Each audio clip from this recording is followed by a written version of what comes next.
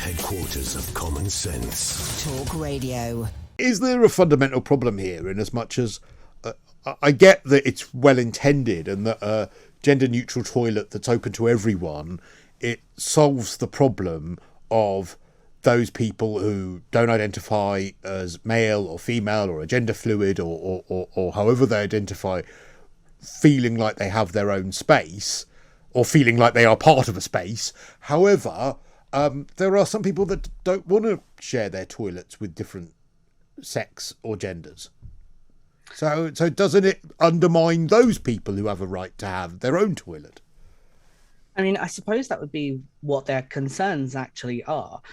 From my point of view, from the reading that I have done, there's no specific issue when it comes to gender neutral toilets. So it comes across that for a lot of people, it's a level of personal comfort. A lot of people don't have issues when they're on trains with single sex toilets or their own single sex facilities within their own homes. So I'm personally not too sure what the issue is. There have been studies done. There was one done by Cambridge. Cambridge in 2020 that showed that gender neutral toilets tend to be more efficient for people. So one of the benefits is women benefited from it a lot because they found that the waiting times were a lot quicker. Using them with children was a lot quicker. So the simulations they did show that generally gender neutral toilets are quite helpful for everyone, regardless of the trans issue. And I understand that. I think the issue here is the fact that women are actually encountering those who present as men in the same toilet. I take what you're saying. If it's a toilet on a train, or if it was, as I've seen in some bars as well, that you have a line of individual toilets for one person at a time, I don't know if that many people have problems with that. It's the fact that everyone's in the same toilet together. So women are having to walk past men are walking past women might be queuing outside the cubicle while men are over there using a urinal. It's that's the problem. And surely you recognise, because I get it, I understand why some people who might present with different gender identities might need to be accounted for in some of this, but I completely understand why a woman might not want to walk past a man who's using a urinal to get to a loo. Yeah, I totally get that. Personally, not everyone is going to agree with me on this, but personally, I don't actually see the point for urinals. To me, in an ideal world, all toilets would be gender neutral with private spaces, so everyone has a cubicle. I'm a trans man. I use men's toilets or disabled toilets because I'm also a wheelchair user. But before I was a wheelchair user, I'm not the biggest fan of walking past random men using urinals either. But at the same time, no one's looking. You don't see anything. And if you do, I'm a bit worried about anyone who's looking that closely, regardless of their sex. No one should be gawking at men at urinals. No, I mean, I think look, I'm with you. I think a urinal is a horrible invention. I even think the word is absolutely horrible. It's just such a horrible word, urinal. It's just such a horrible, horrible word. I don't like them because of the splashback as well. I don't know whether sometimes when maybe I'm going into too much detail, but also though, there is the argument, isn't there, that, and I don't want to be sexist here, but I might be, in as much as some men aren't particularly nice in some of their toilet habits. If I've ever been so desperate, or I've been in a gay club or something like that, and I've used the ladies' toilets accompanied, and you sort of get a gay pass sometimes to do that, they have been a million times nicer and cleaner, and they smell nicer and they're fresher than the men's loo. And so isn't there that argument that some women, it's fair to say, even if there were just a load of cubicles with no urinals, a lot of women don't want to use a loo after a man because some men's aim isn't brilliant, some men's aim on the floor isn't brilliant. I wish I'd had your experiences of women's toilets. So I started transition like over 13 years ago. So I've had that weird perspective of having to use both men's, women's, gender neutral, disabled toilets. I've used every toilet under the sun.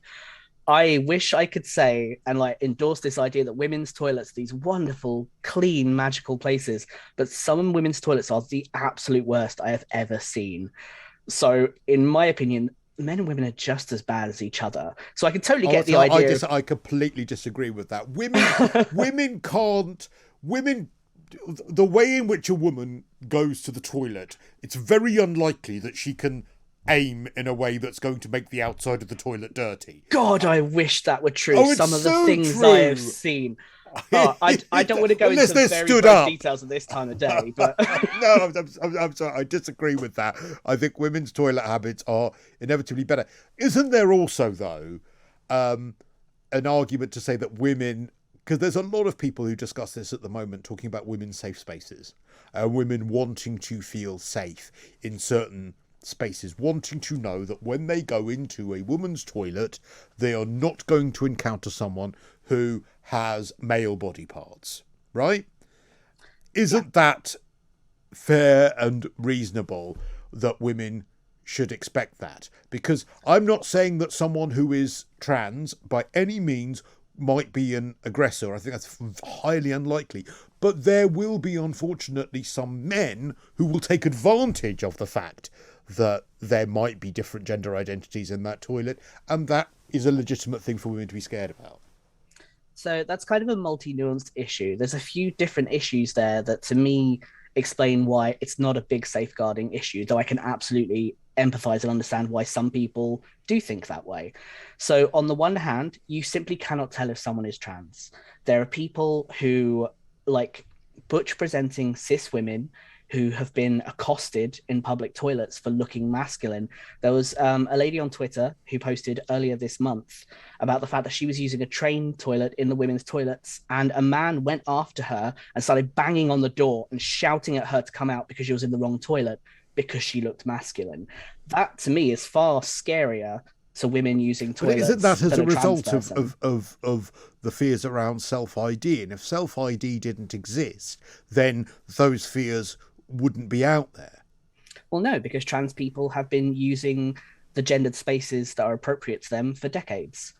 It's something that has come up and has become a big talking point, especially in online spaces, that I think has boiled up fear. Someone plants an idea of this scary thing, like the idea of people saying, well, it's not trans people we're worried about, it's men pretending to be trans going into spaces. For one thing, we have no evidence that that's a big thing that's happening. And But also, it has it's happened. There have been cases of people who present physically as men who claim that their gender identity is female, who do so in a sinister way in order to get access to women's prisons, in order to get access so that they have for sinister intentions. Now, I take what you're saying, that there isn't, it's not common every single day, but it has happened. What is far more common statistically is the amount of cis men that are a danger to people everywhere. Statistically, the vast majority of people who do cause crimes and violent actions, especially against women, are cis men. So, how are we going to protect them in everyday life? We can't say, well, there's a few bad things that have happened with these bad eggs, therefore, we must put these new special measures in place that may end up harming everyone overall, when no one's saying, well, what about men in general? What would your plan be to segregate women from men? Because if you're going by things that have happened and actual crime cases, surely that's far scarier than a few bad trans Well, people. I think that the issue is, though, that women are being expected to be able to. Well, there's all sorts to this, and you're quite right when you say it's really nuanced and there's a lot to it. Women have had to deal with the male body parts being a tool of repression for them for centuries. I think that's a fair comment Yes. to make. And so I think that there is an issue here about perception of safety. And I take what you say. I think that it's a fair point to say that it doesn't always translate into the statistics around how safe they are. But I don't think that makes a difference to women who have had real worries about perception of safety, especially when you consider women who might then sort of be catcalled walking along the street, women who face men who might be trying to talk to them all day of the week. And I think there is a perception that, fine, I could go into a loo, it's some respite from all of that. Now, not all men are like that. Lots of men are lovely, but I think that that is the perception that women have. And so I think the fear is that this idea then that there might be someone who presents as male in front of them in that space, that they then have to say, oh, I have to be accepting of this because that person might identify as a woman, or that person therefore might need to be accepted in this space. I think there lies the problem, because it's about the perception that a woman, based on decades, centuries of history, needs that area that is just hers. I think the perception is a very good word to use in these circumstances, because it's something that changes with time, and the things that we see as different and therefore potentially unsafe changes. Do you know how toilets became segregated, male and female? No, tell me. So late 1800s is around the time that women started to get into the workplace. There was far more textile manufacturing. Suddenly, men's only spaces were not for men anymore. And the reason that women's segregated toilets came about, before that, most people, especially in the US, used the same toilets. The reason that they were changed is because women were seen as less than. Women weren't just different physically, it wasn't just a genital thing, but women's minds were seen as less than. They were seen as hysterical, they were weak, and therefore they should be in a separate place. They should not be using the same privileged places that men should be using. So all of the toilet segregation has come from a place of misogyny or difference. If you then go on, there's been more toilet segregation. There's been black and white segregation. There's been gay segregation after World War II, going all the way decades into the 80s, of gay men being treated as unsafe. And I take what you're saying, that, okay, the intent behind them might have been about some negative segregation, but if the result has been that women have felt safer as a result of it, well, then that's still the result that has come of it.